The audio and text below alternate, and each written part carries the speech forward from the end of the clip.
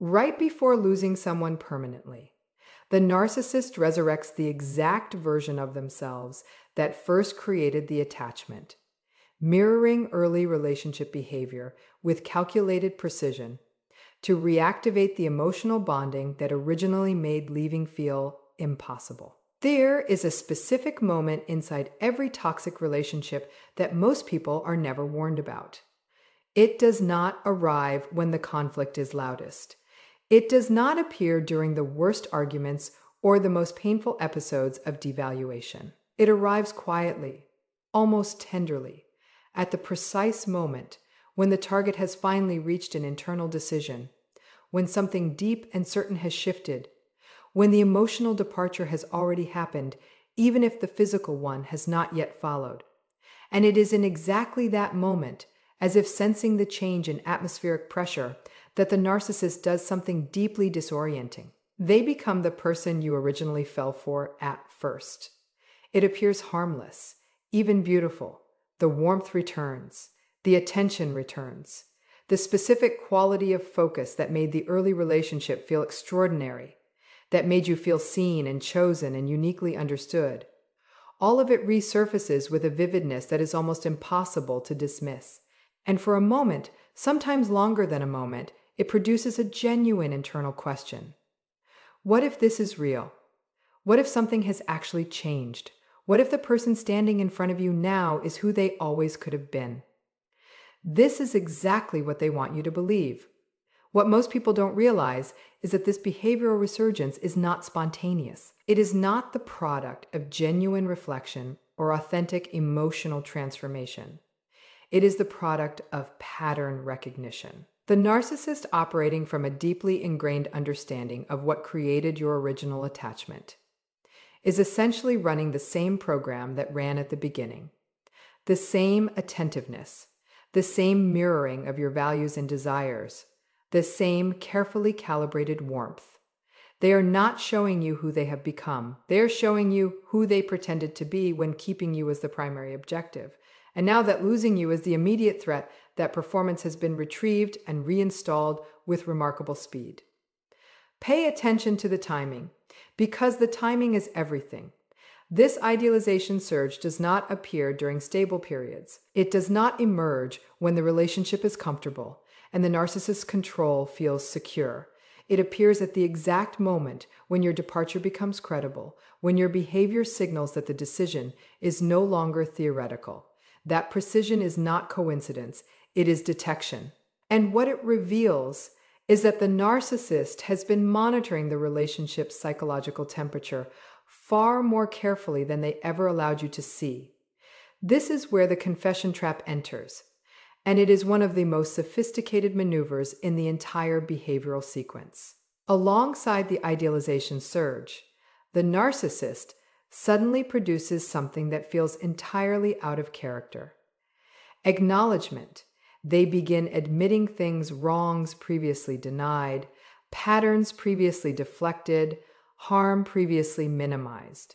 And because genuine accountability is so rare inside these dynamics, because you may have waited months or years to hear even a fraction of this acknowledgement, the experience of receiving it at this particular moment carries an almost overwhelming emotional weight. Most people miss this warning sign because the confession feels like arrival, like the destination they were trying to reach all along. The hidden reason behind this behavior is far more calculated than it appears. The confession is not the end of the manipulation. It is the manipulation's most advanced form. As they sense permanent loss approaching, narcissists intensify promises about the future, commitments to change, plans for shared experiences, visions of a transformed relationship, manufacturing hope as a mechanism of delay. There is a particular kind of hope that exists inside toxic relationships that operates differently from ordinary hope. It is not grounded in evidence. It is not built on observed change or demonstrated consistency. It is constructed entirely from promises, vivid, detailed, emotionally resonant promises about a future that always exists just beyond the present moment. And what most people don't realize is that this hope is not a byproduct of the relationship. It is a deliberate architectural feature of it. It was installed carefully, maintained strategically. And now, at the moment of potential departure, it is being intensified with a precision that reveals exactly how calculated its original construction was. This is the future faking acceleration. And at the moment, a narcissist senses permanent loss approaching. It reaches a frequency that can feel genuinely overwhelming. The promises that emerge during this phase are not vague.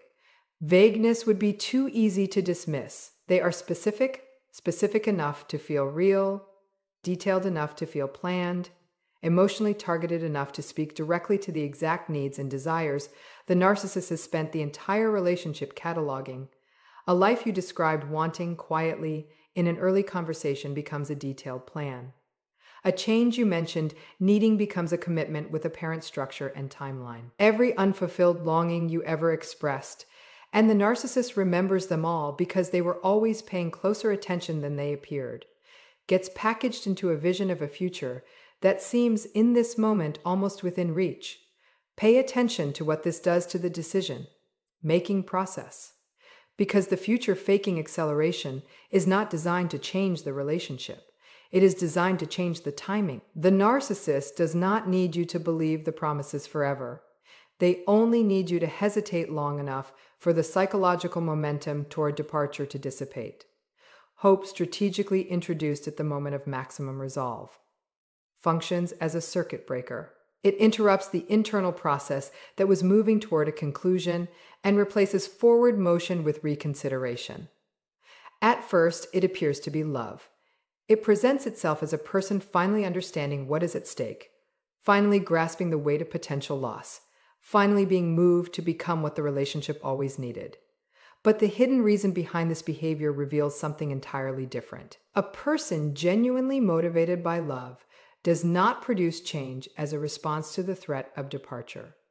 They produce it as a response to understanding what the narcissist is responding to is not the relationship's needs. It is the disruption of their control. And the future they are selling is not a destination they intend to reach. It is a delay tactic dressed in the language of transformation. This is where the suffering performance begins to run alongside the promises, and the combination of the two creates a psychological environment that is extraordinarily difficult to navigate with clarity. Because while the future faking speaks to your hope, the suffering performance speaks to something older and deeper. It speaks to empathy. The narcissist's visible deterioration during this phase is rarely what it appears. The sleeplessness they mention, the weight they appear to have lost, the rawness in their expression during key interactions. These are not simply the natural symptoms of someone experiencing genuine grief at the prospect of loss. They are communications, carefully directed, strategically timed communications designed to transmit a single message with maximum emotional impact: that your departure is destroying them. Most people miss this warning sign because the suffering looks so real. And sometimes, on some level, it partially is. But what makes this particular performance so revealing is not its content.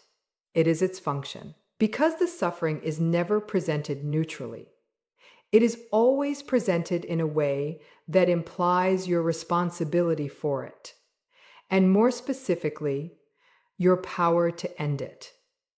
That implication is not accidental. It is the entire point. Simultaneously and paradoxically, while performing devastation privately, the narcissist begins destroying the target's reputation publicly, a preemptive strike to control the narrative before the departure becomes final. There is something that happens in the background of every narcissist's final re-engagement attempt that almost no one thinks to look for, precisely because the foreground is so consuming. While the idealization is being performed, while the confessions are being delivered, while the promises are accumulating and the suffering is being displayed, something else is quietly underway, something that operates in the opposite direction entirely. And understanding that both processes are running simultaneously, one designed to pull you back, the other designed to destroy you if you don't return, reveals the full architecture of what is actually happening during this phase. The smear campaign has already begun. What most people don't realize is that the narcissist never operates from a single strategy.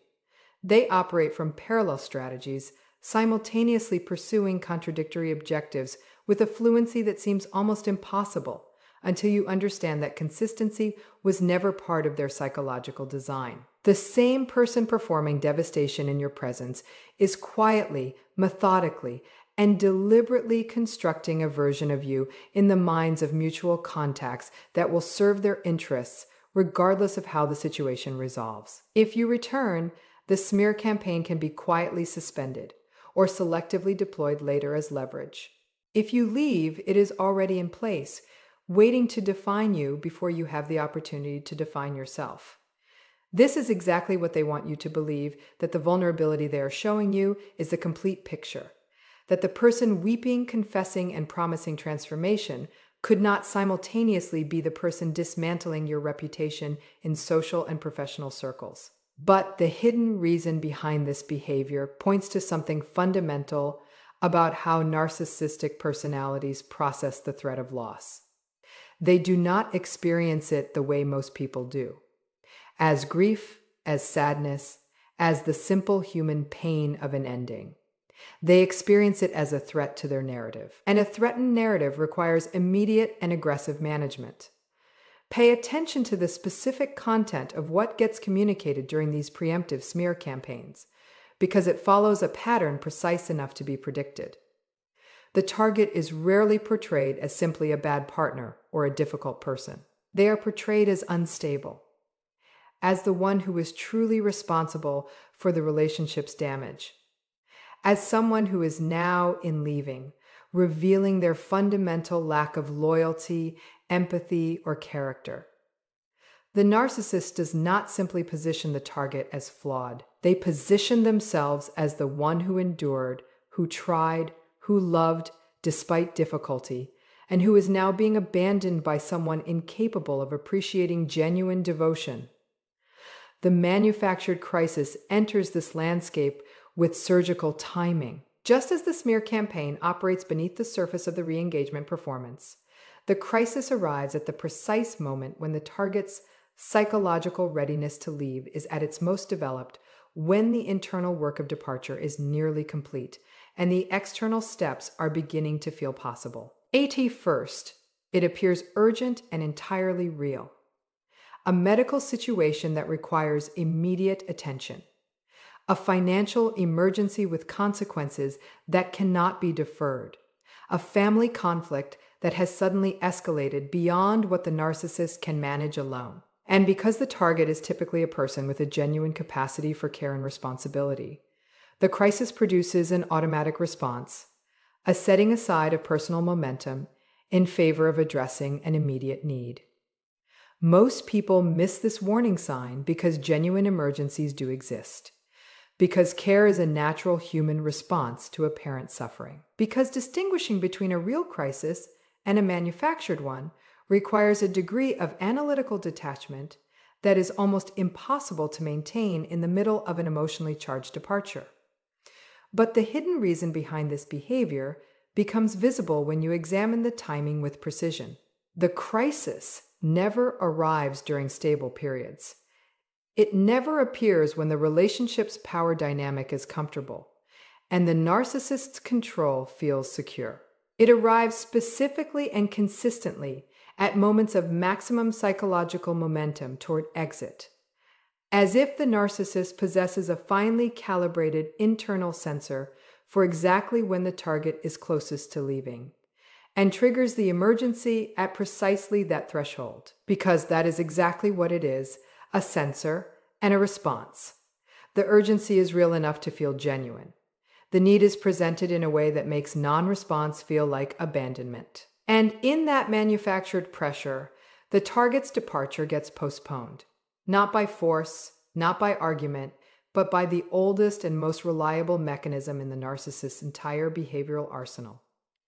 Your own capacity to care, turned against your own clarity. The narcissist suddenly produces behavior that resembles genuine emotional intimacy, deep conversations, physical affection, apparent vulnerability, deploying a sophisticated simulation of connection designed to make departure feel like abandoning someone who has finally truly opened up. There is a form of behavioral mimicry that occurs during this final phase that is perhaps the most psychologically disorienting element of the entire sequence. It does not announce itself as manipulation. It does not feel like a tactic. It feels with a genuineness that is almost impossible to intellectually override. Like connection, like the thing you always wanted from this person finally materializing at the exact moment you had decided to stop wanting it. And that timing, that cruel, precise, almost theatrical timing, is not accidental. It is the mechanism itself. This is the intimacy mimicry, and it operates at a depth that most manipulation tactics never reach. What most people don't realize is that the narcissist, across the entire duration of the relationship, was never simply controlling behavior. They were studying it. Every conversation in which you expressed what you needed emotionally, every moment in which you described what genuine connection meant to you, every time you articulated the specific quality of intimacy that felt absent from the relationship, all of it was being cataloged, consciously or not, with a fidelity that would eventually be put to use. And now, at this final juncture, that catalog is being opened and deployed with remarkable precision. The conversations that emerge during this phase feel different from anything that preceded them.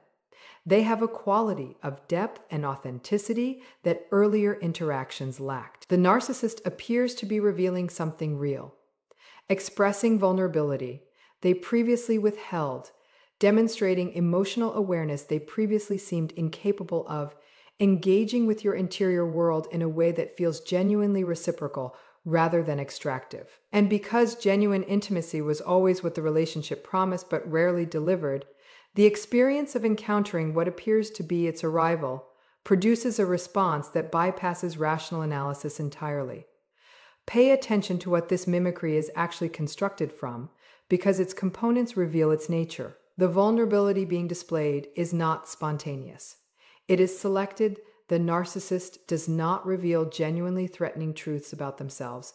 They reveal carefully chosen disclosures that carry the appearance of vulnerability without the actual risk of it. The emotional awareness they suddenly demonstrate is not the product of internal growth.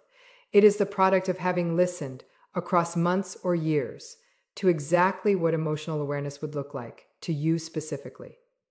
The reciprocity feels real because it is built from real material, your own expressed needs, reflected back at you through a performance calibrated to meet them. This is exactly what they want you to believe, that what you are witnessing is transformation, that the person in front of you has genuinely accessed something new. But the hidden reason behind this behavior points towards something far more revealing. Authentic transformation does not arrive on schedule. It does not appear precisely at the moment it would be most strategically useful. It does not evaporate the moment the threat that produced it has passed. And then, running alongside this performance of intimacy, something equally calculated is happening in the social landscape, surrounding the relationship. The triangulation withdraws. The third parties who were previously deployed with such consistency, the individuals whose presence was used to manufacture jealousy, provoke insecurity, and remind you of your replaceability, suddenly become conspicuously absent from the narcissist's behavior. The comparisons stop. The subtle references to other people's interest or availability disappear. The narcissist begins performing an exclusive focus on you that feels after the chronic insecurity of the triangulation period, almost like relief. Most people miss this warning sign because the withdrawal of a painful behavior feels like progress. When something that was causing harm stops, the natural human response is to experience that cessation as evidence of change, as proof that the person has recognized the damage and chosen differently. But the hidden reason behind this particular behavioral shift is not recognition. It is recalculation. The triangulation served its purpose during periods when the narcissist's control was stable, keeping you anxious, competitive, and focused on maintaining their interest rather than evaluating the relationship's fundamental nature. But at the moment of potential permanent loss, that same tactic becomes counterproductive. Jealousy that once kept you engaged now accelerates departure. Insecurity that once produced compliance now produces resolve. So the triangulation is withdrawn, not because the narcissist has understood its harm, but because its strategic utility has inverted. What replaces it is a performance of singular devotion, so complete, so apparently total, that it functions as its own kind of trap. Because after extended exposure to manufactured insecurity, the experience of feeling chosen, fully, visibly, exclusively chosen, reaches into a place that logic rarely governs. And that is precisely where it was aimed. There is a phase in the narcissist's final behavioral sequence that arrives after the intimacy mimicry, after the withdrawn triangulation, after the manufactured crises and the suffering performances have all been deployed without producing the desired result. It is the phase that most people find the most confusing. Not because it is subtle, but because it appears to contradict everything that preceded it. The warmth disappears, the confessions stop, the promises go silent, and in their place arrives something cold, deliberate, and deeply revealing. The narcissist begins dismantling not just the relationship, but the person. This is the identity attack, and it represents the moment when the behavioral mask comes closest to dropping entirely. What most people don't realize is that throughout the entire re-engagement sequence, the narcissist was operating with a specific internal hierarchy of tactics, moving from the most socially acceptable methods toward increasingly exposed ones as each successive approach failed to restore control. The idealization was socially acceptable. The confession appeared emotionally mature. The future promises seemed romantic. Even the suffering performance, while manipulative, carried a veneer of human vulnerability that made it difficult to categorically condemn. But the identity attack carries no such veneer. It is direct, personal, and surgical in a way that reveals the absence of genuine feeling with remarkable clarity. Pay attention to what gets targeted during this phase, because the narcissist does not attack randomly. They attack with the precision of someone who has spent the entire relationship mapping the interior landscape of another person's self-concept. The professional competence you were quietly uncertain about. The relational pattern you once confessed feeling ashamed of. The insecurity about your worth, your judgment, your capacity to be loved that you revealed during moments of genuine vulnerability. Every disclosure you ever made in trust becomes a coordinate in an attack that is designed not simply to wound, but to destabilize the psychological foundation that has made your departure possible. What most people don't realize, even after they have observed this sequence in their own experience, is how completely it exposes the absence of what the relationship claimed to contain. Because genuine love at the moment of loss does not behave this way. Genuine love, facing the end of something significant, produces grief, real, inconsistent, non-strategic grief that is not organized around the restoration of power. It produces the ordinary human mess of someone processing pain without an agenda. What the narcissist produces at this moment is something categorically different. It is managed, it is sequenced, it moves through recognizable phases with a consistency that has nothing to do with the specific relationship and everything to do with the specific personality structure executing it. Which means, and this is the detail that carries the most weight, the same sequence would have played out with anyone else in that position. The performance was never about you, it was about the role you occupied. Pay attention to what that reveals about the entire relationship that preceded this final sequence. If the re-engagement tactics are not personal, if they are simply the automatic output of a personality structure responding to the threat of lost control, then the idealization at the beginning was not personal either. The specific attention, the precise mirroring of your values and desires, the experience of feeling uniquely seen and chosen. None of it was the product of genuine recognition. It was the product of a targeting process.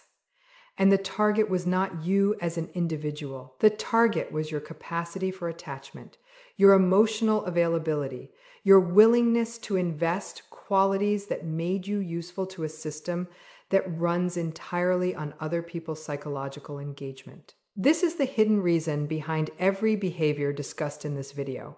Not malice in the way most people imagine malice. Not a conscious, deliberate, premeditated decision to cause harm. Something more structural than that, and in some ways more troubling. A personality architecture so completely organized around the maintenance of control and the avoidance of genuine exposure that every relationship it enters becomes automatically and inevitably a system of extraction rather than connection. The narcissist does not choose to deploy these tactics the way a chess player chooses moves. They deploy them the way a system executes its programming, consistently, predictably, and without the self-awareness that would make genuine change possible. Most people miss this distinction, and missing it is what keeps them trapped in the analysis of specific behaviors rather than the recognition of the underlying pattern. They ask why the narcissist said a particular thing.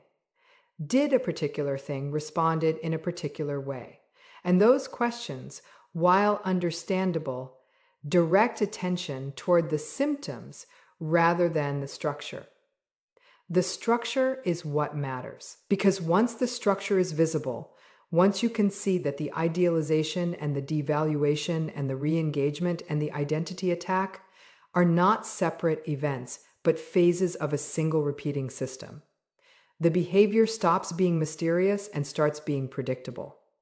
And predictability in this context is the most important thing to understand. Because the narcissist's behavior at the moment of losing someone is not unique to that relationship. It is not a response to the specific loss of a specific person. It is the system's standard response to the disruption of control, and it will execute identically in the next relationship and the one after that with whoever occupies the target position. The future faking will make the same promises. The suffering performance will produce the same spectacle. The identity attack will locate whatever insecurities are available and deploy them with the same precision. And the weaponized silence will last for the same calculated duration before the cycle begins, again with someone new. This is exactly what they want you to believe, that what happened was complicated, that it was unique, that the intensity of the dynamic was evidence of its depth and significance. But the behavioral sequence examined here tells a different story. It tells the story of a system encountering resistance and executing its recovery protocol. It tells the story of tactics being deployed in a predictable order against a person who was always more significant as a source of supply than as an individual human being. The final silence, when it comes, when the pressure system is withdrawn and the narcissist moves on with a speed that seems incomprehensible given the intensity of what preceded it, is perhaps the most revealing moment in the entire sequence, because it answers, without ambiguity, the question that most people spend far too long trying to resolve through other means. It answers the question of what was real. And the answer, visible at last in the abruptness of the ending, in the absence of genuine grief, in the seamless transition to the next performance with the next person, is not what most people spent the relationship hoping it would be. The behavior was always the truth. Everything else was the manipulation.